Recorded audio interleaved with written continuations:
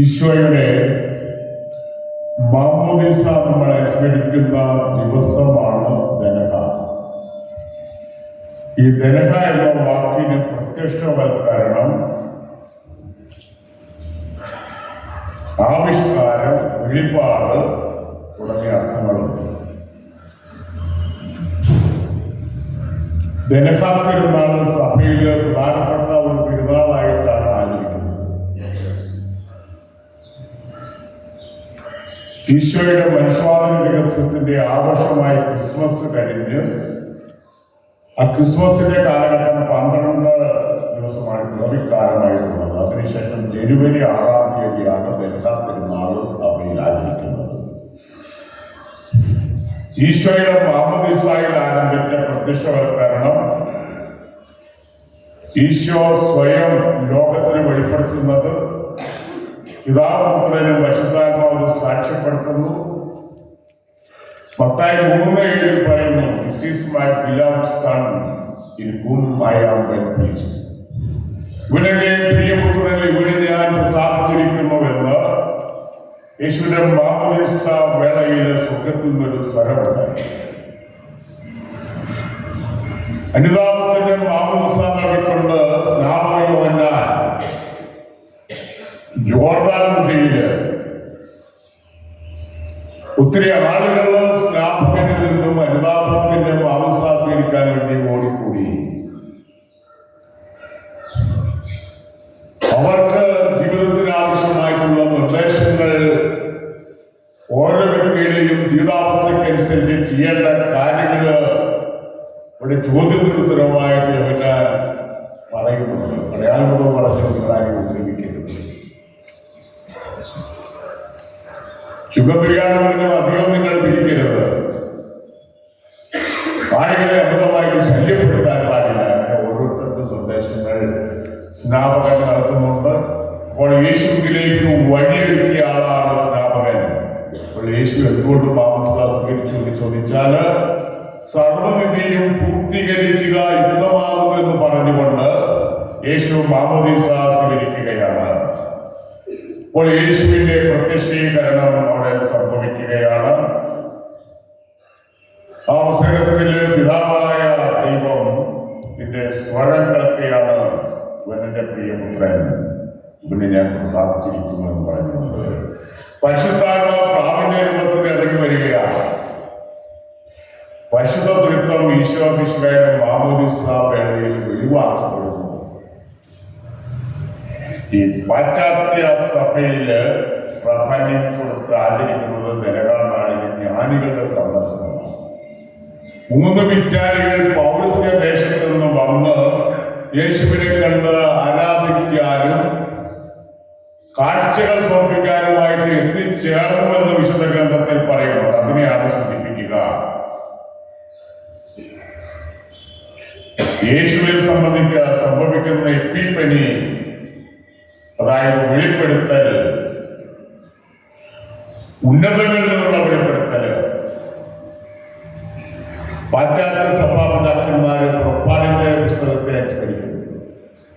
പുറപ്പാടിന്റെ പുസ്തകത്തിലെ മോശയ്ക്ക് ദൈവത്തിന്റെ ദർശനം, അത് വെളിപ്പെടുത്തലാണ്. ദൈവം മോശ വഴി കൽപ്പനകൾ നൽകുന്നുണ്ട്. സീനായി മലയിൽ വെച്ച് ദൈവത്തിന്റെ സാന്നിധ്യം, ആ തിരു സാന്നിധ്യത്തിന് ആ തിരു സാന്നിധ്യത്തിൽ മോശ വേറൊരു വ്യക്തിയായി തീരുകയാണ്. മോശ തിരിച്ചു വന്നു കഴിഞ്ഞപ്പോൾ മോശയിലെ പ്രകാശം, മുഖം വളരെയേറെ ശോഭാമാനമായിരുന്നു, പ്രകാശിക്കുന്നുവെന്നാണ്. മോശയുടെ മുഖത്ത് നോക്കാൻ ആർക്ക് കഴിഞ്ഞില്ല. ഒരു ദൈവിക ദർശനമുണ്ടായി, കൽപ്പനയുണ്ടായ മോശയുടെ മുഖം മനോഹരമായിട്ട് പ്രകാശിച്ചിരുന്നു, പ്രസാദിച്ചിരുന്നു എന്നുള്ള കാര്യം പുസ്തകത്തിൽ രേഖപ്പെടുത്തിയിട്ടുണ്ട്. സീനായിലേക്ക് മോശയ്ക്ക് വെളിപ്പെടുത്തിയ യാതൊരു വെളിപ്പെടുത്തലാണ് തെയോഫനി എന്ന് പറയുന്നത്.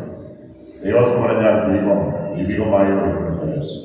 ഇനി പൗരസ്ത്യ സഭയിൽപ്പെട്ടതാണ് നമ്മൾ. പൗരസ്ത്യ സഭയിൽ യേശുവിന്റെ ജ്ഞാനസ്നാനം അവിടെ സംഭവിച്ച ദൈവിക വെളിപാടാണ് തെയോഫനി എന്ന് പറയുന്നതാണ് നമ്മൾ അനുസ്മരിക്കുന്നത്.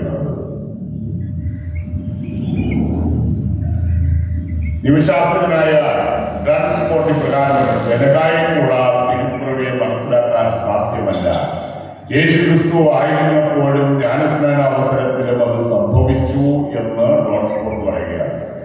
ജനകായെ കൂടാതെ തിരുപ്പിറവിയെ മനസ്സിലാക്കാനായിട്ട് സാധ്യമല്ല. യേശു ശിശുവായിരുന്നപ്പോഴും ജ്ഞാനസ്നാന അവസരത്തിൽ അത് സംഭവിച്ചു എന്ന് പറയുകയാണ്. കേരളത്തിന്റെ തൃശ്ശൂർ ഇരിങ്ങാലക്കുട പട്ടണങ്ങളിൽ പിണ്ടികുത്തി പെരുന്നാൾ എന്ന് പറയാറുണ്ട്. അവിടെ ഇപ്പോൾ ദീപം തെളിച്ചു വെച്ചിരിക്കുകയാണ്, തിരിയാണ്. അപ്പോൾ ഒരു വാഴപ്പിണ്ടി എടുത്ത് വാഴപ്പിണ്ടിക്ക് എടുത്ത് കഴിയുമ്പോൾ നല്ല വലിപ്പമുണ്ട്. അതിന് മുകളിൽ ദീപം തിരി വെച്ച് കത്തിക്കുന്നു. അല്ലെങ്കിൽ വാഴപ്പിണ്ടി ഒരു ദീപങ്ങൾ വാഴപ്പിണ്ടി എണ്ണയൊഴിച്ച് കത്തിക്കുന്നു. അങ്ങനെ യേശു ലോകത്തിന്റെ പ്രകാശമാകുന്നു എന്നുള്ളതിന്റെ സൂചനയാണ്. യേശു തന്നെ പറഞ്ഞിട്ടുണ്ട്, ഞാൻ ലോകത്തിന്റെ പ്രകാശമാകുന്നു, എന്നെ അനുഗമിക്കുന്നവൻ അന്ധകാരത്തിൽ നടക്കുകയില്ല. അപ്പോൾ ഇവര് പെട്ടുകുത്തി ദീപം തെളിച്ചു കഴിയുമ്പോൾ അവര് പറയുന്നത് കൽപ്പയ്യ ദൈവം പ്രകാശമാകുന്നു, യേശു പ്രകാശമാകുന്നു. അതാണ് യേശു ലോകത്തിന്റെ പ്രകാശം എന്നുള്ളതാണ്. കൽപ്പയ്യ എന്ന് പറഞ്ഞാൽ ദൈവം പ്രകാശം എന്ന വാക്കിനർത്ഥമാണ്. തെക്കൻ ഭാഗങ്ങളിൽ നമ്മുടെ ഉടനാട് മുട്ടുചിറ, അതുപോലെ പാലാപ്രദേശങ്ങളിലൊക്കെ രാത്രി പെരുന്നാൾ, പെരുന്നാളിന് പറയുന്നത് രാത്രി പഴയ പാരമ്പര്യമാണ്. രാത്രി പെരുന്നാൾ ജനകായുടെ തലേ ദിവസം നമ്മുടെ പൂർവികരെ അടുത്തുള്ള പുഴയിലോ കുളത്തിലോ നടത്തിയിരുന്ന ആചാരക്കുറിക്കാണ് രാത്രി എന്ന് പറയുന്നത്. മുട്ടുചിറ പള്ളിയുടെ തിരുനാൾ, രാത്രി തിരുനാളിന്റെ നോട്ടീസ് അടുത്ത ദിവസം കാലഘട്ടത്തിൽ രാത്രി എന്താണ്, ജനകായ എന്താണെന്നൊക്കെ ആ നോട്ടീസിന്റെ ഒരു സൈഡിൽ വിശദീകരിച്ചിട്ടുണ്ട്. വിശുദ്ധ ജോൺ ക്രിസോസ്റ്റം പറയുന്നത് അവന്റെ മാമോദീസ വേളയിലാണ് സകല ജനത്തിനും ദൈവപുത്രനായ അവൻ സ്വയം വെളിപ്പെടുത്തിയത്. അവന്റെ മാമോദീസ വേളയിലാണ് സകല ജനത്തിനും ദൈവപുത്രനായ അവൻ സ്വയം വെളിപ്പെടുത്തിയത്. ജനനത്തിൽ ഏതാനും പേർക്ക് മാത്രമാണ് വെളിപ്പെടുത്തിയത് എന്ന് ഹോമിലിയിൽ അദ്ദേഹത്തിന്റെ പ്രസംഗത്തില് സ്വർണ്ണനാവുള്ള പ്രസംഗകനെന്നാണ് ജോൺ ക്രിസോസ്റ്റം സഭാപിതാവിനെ പറ്റി പറയുന്നത്. അദ്ദേഹം പറയുന്നത് ഇങ്ങനെയാണ്: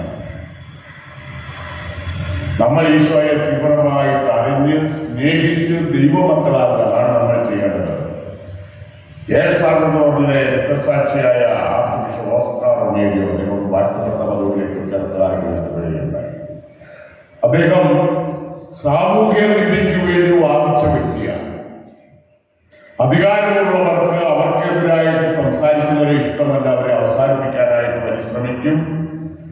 അദ്ദേഹം കൊല്ലപ്പെടുന്നതിന് മുമ്പ്, അദ്ദേഹം കൊല്ലപ്പെടുന്നത് വിശുദ്ധ കുർബാന അർപ്പിക്കുന്ന അവസരത്തിലാണ് അദ്ദേഹത്തെ വെടിവെച്ചത്.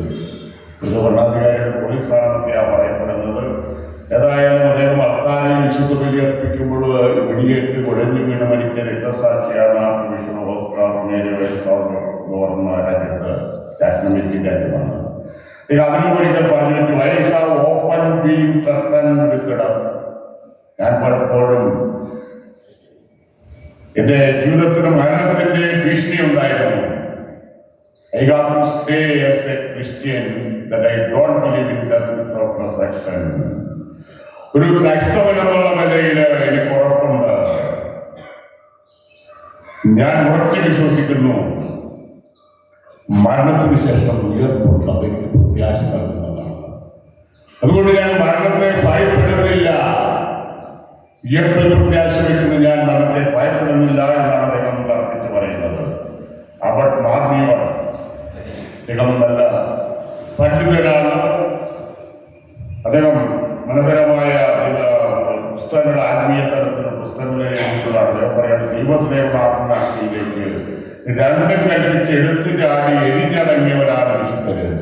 അദ്ദേഹം പറയുന്ന ദൈവസ്നേഹമാകുന്ന അഗ്നിയിലേക്ക് രണ്ടും കൽപ്പിച്ച് എടുത്തു ചാടി എരിഞ്ഞ് അടങ്ങിയവരാണ് വിശുദ്ധര്. ആ വിശുദ്ധരുടെ ഹൃദയത്തിൽ ദൈവസ്നേഹം നിറഞ്ഞു നിന്നിരുന്നു എന്നുള്ളതാണ്. ഓരോ വിശ്വാസിയുടെയും ജീവിതത്തിൽ അഭിഷേകത്തിന്റെ ശക്തിയും പ്രസാദവും അത് നമ്മുടെ പ്രാർത്ഥനയിൽ ആവശ്യമുണ്ട്. കുർബാനയിലെ പ്രാർത്ഥനയിൽ ഗാനം എല്ലാവരും കൂടി പാടണമെന്ന് പറയും നമ്മുടെ കൊച്ചുകുട്ടികളൊന്നായിട്ടൊക്കെ ചെയ്യുന്നുണ്ട്. മുതിർന്നവർക്ക് പള്ളിയിൽ വരുന്ന അലസരായിട്ട് ഇരിക്കാനാണ് പൊതുവെ താല്പര്യം.